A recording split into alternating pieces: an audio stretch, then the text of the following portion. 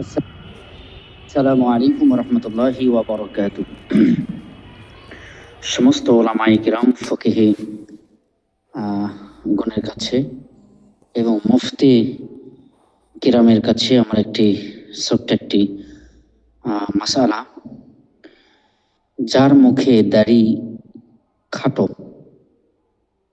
অর্থাৎ এক মুষ্টির কম, সেই ব্যক্তি আজান, একামত এবং বিবাহের সাক্ষী এই সমস্ত শরীয়তের কাজ সে করতে পারবে কিনা? ওয়ালাইকুম আসসালাম রহমতুল্লাহি তাআলা বারাকাতুহু। যদি কারো মুখে দাড়ি না বের হয়, অনেকের মুখে দাড়ি থাকে না, মানে বেরই হয়নি, তাদের উপরে কোনো কিছু বলা যাবে না বা তাদের উপরে কোনো ফতোয়া হবে না। তাদের আযান, ইকামাত বা গাওয়াহি হয়ে যাবে, কোনো অসুবিধা নেই। তাদের মিলাদ শরীফ শোনা, নাত শরীফ শোনা, ইসলামিক কাজ সবকিছুই তাদের দাঁড়াতে হবে, যদি আরো অন্য কোনো দোষ ত্রুটি না পাওয়া যায়। তাহলে বাসারা যদি হয়, তাহলে তার দ্বারাতে ইসলামিক যে কোনো বিষয় জায়েজ হবে, কোনো অসুবিধা হবে না। যদি দাড়ি না বের হয়, একেবারে বের হয়নি, তাহলে অসুবিধা নেই। তার আযান, ইকামাত মাকরুহ রয়েছে, যেমন ফাতোয়া রিজভিয়া শরীফের মধ্যে রয়েছে ফাসিকের আযান, ইকামাত মাকরুহ। বাহারের শরিয়াতে রয়েছে ফাসিকের আযান, ইকামাত মাকরুহ। নূরে মুখতারে রয়েছে ফাসিকের আযান, ইকামাত মাকরুহ। রাতুল মুহতারে রয়েছে ফাসিকের আযান, ইকামাত মাকরুহ। বাহরুর রাইকে রয়েছে ফাসিকের আযান, ইকামাত মাকরুহ। তানবীরুল আবসারের মধ্যে রয়েছে ফাসিকের আযান মাকরুহ। ফাতহুল কাদিরে রয়েছে ফাসিকের আযান মাকরুহ। ওয়াকারুল ফতওয়াতে রয়েছে ফাসিকের আযান মাকরুহ। ফাতওয়া আমজাদিয়াতে রয়েছে ফাসিকের আযান, ইকামাত মাকরুহ। ফাতওয়া তাজুশ শরিয়াতে রয়েছে ফাসিকের আযান, ইকামাত মাকরুহ। ফাতওয়া নুরিয়াতে রয়েছে ফাসিকের আযান, ইকামাত মাকরুহ। ফাতোয়া খালিলিয়াতে রয়েছে ফাসিকের আযান, ইকামাত মাকরুহ। ফাতোয়া ফাইজুর রাসূলের মধ্যে আছে ফাসিকের আযান, ইকামাত মাকরুহ। ফাতোয়া ফাকিহ মিল্লাতে রয়েছে ফাসিকের আযান, ইকামাত মাকরুহ। ফাতোয়া বাহরুল উলুমের মধ্যে আছে ফাসিকের আযান, ইকামাত মাকরুহ। হাবিবুল ফাতোয়াতে রয়েছে ফাসিকের আযান, ইকামাত মাকরুহ। জামিউল ফাতোয়াতেও রয়েছে ফাসিকের আযান, ইকামাত মাকরুহ। আশরাফুল ফাতোয়াতে রয়েছে ফাসিকের আযান, ইকামাত মাকরুহ। তারপরে বহু কিতাব আছে, ফাতোয়া ইউরুফের মধ্যেও আছে ফাসিকের আযান মাকরুহ। ফাতোয়া মারকাজে তারবিয়াত ইফতার মধ্যে আছে ফাসিকের আযান মাকরুহ। ফাতোয়া আলিমিয়াতেও আছে ফাসিকের আযান মাকরুহ।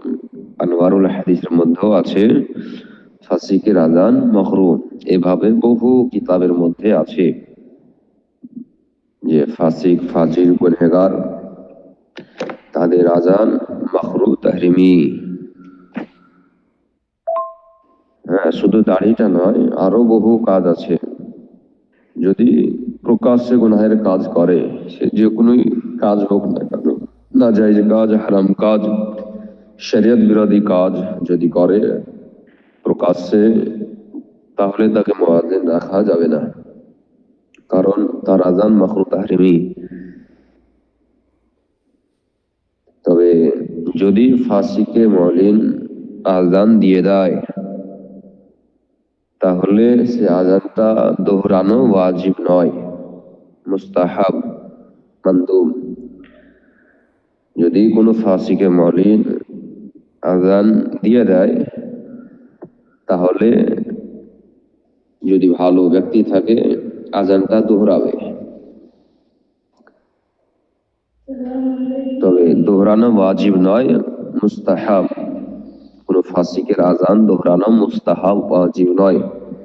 তাদের আজান মাখরুহ তাহরিমি যদি দিয়ে দেয় আর যদি ভালো ব্যক্তি থাকে তাহলে আজানটা দোহরানো মুস্তাহাব, ওয়াজিব নয়। দোহরা নেওয়াটা ভালো। আর এটাই ফতোয়া মুস্তাফাবিয়াতে আছে, ফতোয়া মুফতি আজমে হিন্দে আছে।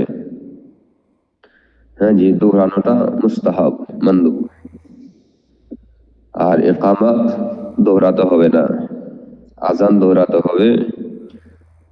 ফতোয়া বাহরে শরিয়াতের মধ্যে আছে যে আজান দোহরাতে হবে, ইকামত দোহরাতে হবে না। অর্থাৎ যদি কোনো ফাসিকে মৌলির ইকামত দিয়ে দেয় তাহলে সে ইকামত দোহরাতে হবে না।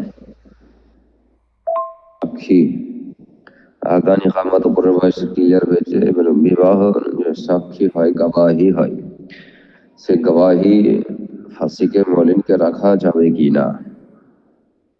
তো কোনো বিয়েতে যদি কোনো ফাসিকে মৌলিনকে গবাহি রাখা হয়